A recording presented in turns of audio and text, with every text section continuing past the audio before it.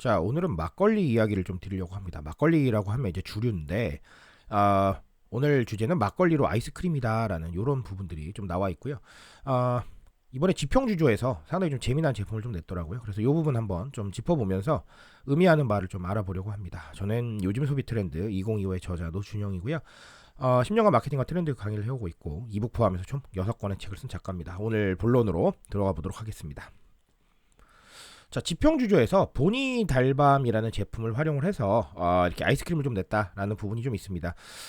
보니 달밤이라는 이 제품은요 이미 존재하는 제품입니다. 그래서 상당히 좀 인기 있는 제품이다 이렇게 보고 있고요. 블로그 같은데 검색해 보시면 혹은 유튜브 검색해 보시면 후기도 굉장히 많아요. 그래서 지평주조에서 그 제품을 활용을 해서 아이스크림을 좀 만들었다라는 거고요. 막걸리와 아이스크림이라는 이 좀 상황은 그렇게까지 막 너무 잘 어울리는 것 같아 이런 생각이 안 들 수도 있는데, 그래도 이렇게 디저트가 또 되니까 굉장히 좀 새롭고요. 이런 부분이 좀 있습니다. 자, 근데 이 제품 예상을 하셨겠지만 미량의 알코올이 들어가 있습니다. 그래서 이거 어른들을 위한 디저트다 이렇게 보시면 되겠습니다. 자, 방금 말씀드린 대로 어른들을 위한 디저트다라는 거고요. 방금 지적해 드렸지만 미량의 알코올이 들어가 있다라는 것도 재밌는 얘기인 것 같습니다. 자, 어쨌든 보니달밤이라는 자사의 인기 제품을 활용을 했고요. 그리고 조금 흥미로운 건 DIY 레시피도 공개를 했더라고요. 그래서 꼭 이거 그렇게 구매 안 해서 뭐 어디 가서 구매하고 뭐 그러지 않아도 직접 또 해 드실 수 있는 이런 레시피도 있어요. 뭐 물론 직접 해 드시는 게 약간 번거로울 수는 있는데 그래도 이런 것까지 조금 고민을 했다는 게 상당히 좀 재미난 일이 아닌가라고 생각을 하고요.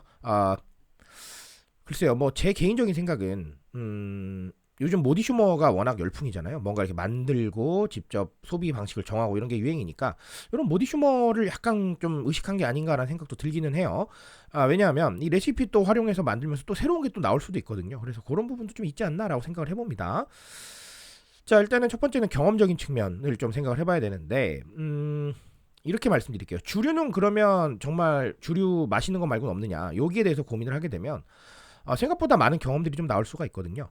이미 알고 계시겠지만 하이트 진로 같은 경우는 우리 두꺼비를 활용을 해서 상당히 재미난 경험들이 많았잖아요. 팝업 스토어도 있고 아니면 기타 다른 것들도 있었는데, 이런 재미난 것들이 많아지면서 사실 하이트 진로의 어떤 이런 브랜드 이미지라던가 아니면 이 두꺼비라는 그 캐릭터 활용이라던가 이런 게 굉장히 넓어진 건 사실이거든요.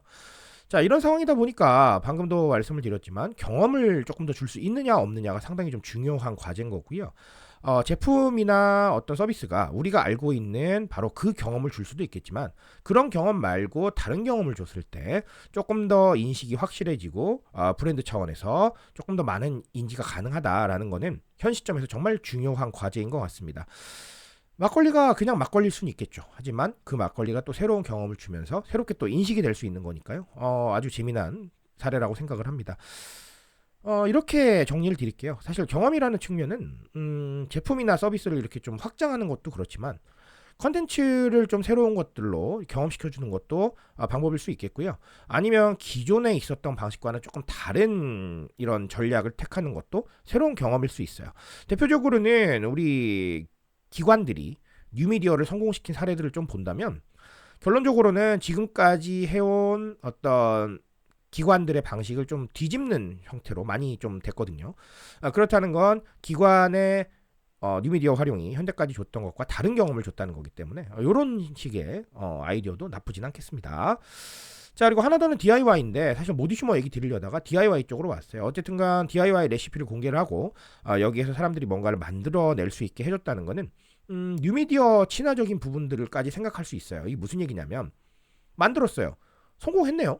맛있어요. 이거 뉴미디어 인증 안 하기 어렵거든요. 그렇죠? 그러니까 이런 부분까지 좀 고민을 한다면 현재 DIY 문화는 지금 우리 이거는 꾸미기랑은 상관이 없잖아요. 그렇죠? 꾸미기랑은 상관이 없으니까 꾸미기부터 시작한 DIY 문화의 이 핵심은 내 거를 내가 만든다. 그리고 내 거를 나만의 방식으로 소비한다. 이런 얘기도 있겠지만 결국은 이게 뉴미디어로 연결이 될 수 있는 가능성이 상당히 높다. 즉 기존에 있었던 제품들은 뭐 그냥 제품인 거죠. 근데 여기에 DIY가 결합이 되면 인증도 하고 소통도 하고 이런 재료로 사용이 가능하기 때문에 이 DIY라는 단어는 조금 전에 말씀을 드렸지만 꾸미기에서 출발한 얘기는 분명히 맞지만 조금 더 고려를 해본다면 뉴미디어 이 친화력까지 좀 생각을 해야 되겠다. 그런 부분들을 가능성을 열어둔 것 같다라는 말씀을 드릴 수 있을 것 같습니다. 자, 그래서 오늘은 막걸리가 아이스크림이 됐을 때 어떤 좀 느낌이고, 그리고 또 이게 어떤 걸 의미하는지를 좀 말씀을 드렸습니다. 항상 말씀드리지만 이 트렌드라는 거는 무조건적인 답은 될 수 없지만 뭔가를 판단하는 기준이나 지혜는 제공할 수가 있거든요. 그런 부분들을 생각을 하셔서 한번 고민해 보신다면 아주 좋을 것 같습니다. 저는 더 좋은 얘기로 돌아오도록 하겠습니다.